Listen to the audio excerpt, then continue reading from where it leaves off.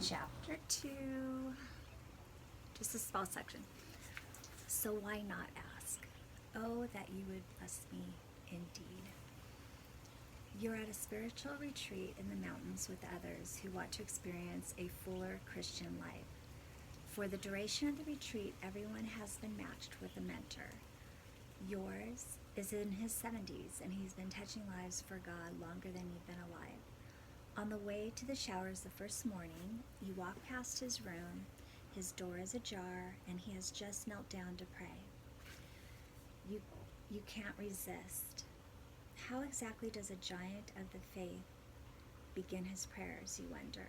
You pause and lean closer. Will he pray for revival? Pray for the hungry around the world? Pray for you? But this is what you hear. Oh Lord, I beg you first and most this morning, please bless me. Startled at such a selfish prayer, you pad down the hall to your shower, but as you're adjusting the water temperature, a thought hits you. It's so obvious. You can't believe you haven't thought it before. Great men of the faith think differently than the rest of us. By the time you're dressed and heading for breakfast, you're sure of it. The reason some men and women of faith rise above the rest, you decide, is that they think and pray differently than those around them. Is it possible that God wants you to be selfish in your prayers, to ask for more and more again from your Lord? I've met so many earnest Christians who take it as a sign of their maturity to think such thoughts. They assume they'll seem impolite or greedy if they ask God for too many blessings.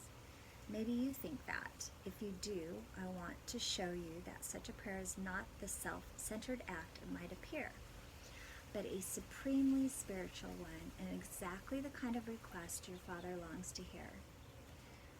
First, let's take a closer look at Jabez's story. Not pain, but gain.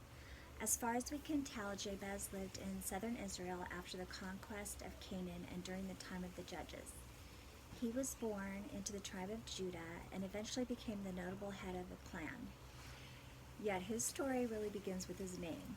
His mother called his name Jabez, saying, "Because I bore him in pain." In Hebrew, the word Jabez means pain. A literal rendering could read, "He causes or will cause pain." Doesn't sound like the start of a promising life, does it? All babies arrive with a certain amount of pain, but something about Jabez's birth went beyond the usual. So much so that his mother chose to memorialize it in her son's name. Why? The pregnancy or the delivery may have been traumatic.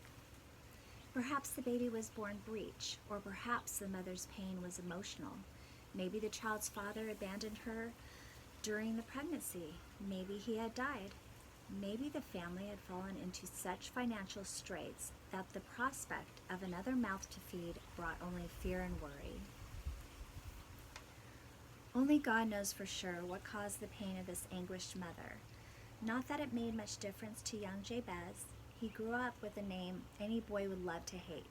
Imagine if you had to go through childhood enduring the teasing of bullies, the daily reminders of your unwelcome arrival, and mocking questions like, "So young man, what was your mother thinking?"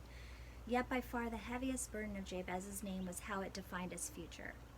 In Bible times, a man and his name were so intimately related that to cut off the name of an individual amounted to the same thing as killing him.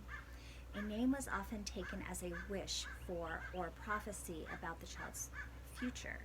For example, Jacob can mean grabber, a good one-word biography for that scheming patriarch.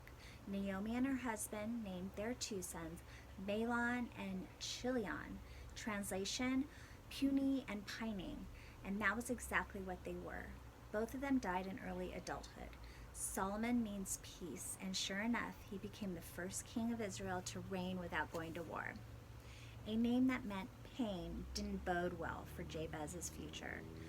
Despite his dismal prospects, Jabez found a way out.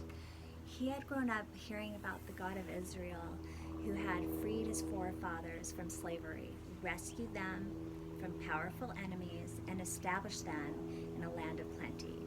By the time he was an adult, Jabez believed and fervently hoped in this God of miracles and new beginnings. So why not ask for one? That's what he did. He prayed the biggest, most improbable request imaginable. Oh, that you would bless me indeed. I love the urgency, the personal vulnerability of his plea. In Hebrew, adding indeed to this prayer was like adding 5 exclamation points or writing the request in capital letters and underlining it. In my mind's eye, I picture Jabez standing before a massive gate recessed into a sky-high wall, weighed down by the sorrow of his past and the dreariness of his present. He sees before him only impossibility, a future shut off, but raising his hands to heaven, he cries out, Father, oh Father, please bless me. And what I really mean is, bless me a lot. With the last word, the transformation begins. He hears a tremendous crack, then a groan, then a rumble as the huge gate swings away from him in a wide arc. There, stretching to the horizon, are fields of blessings, and Jabez steps forward into another life. Okay, thank you.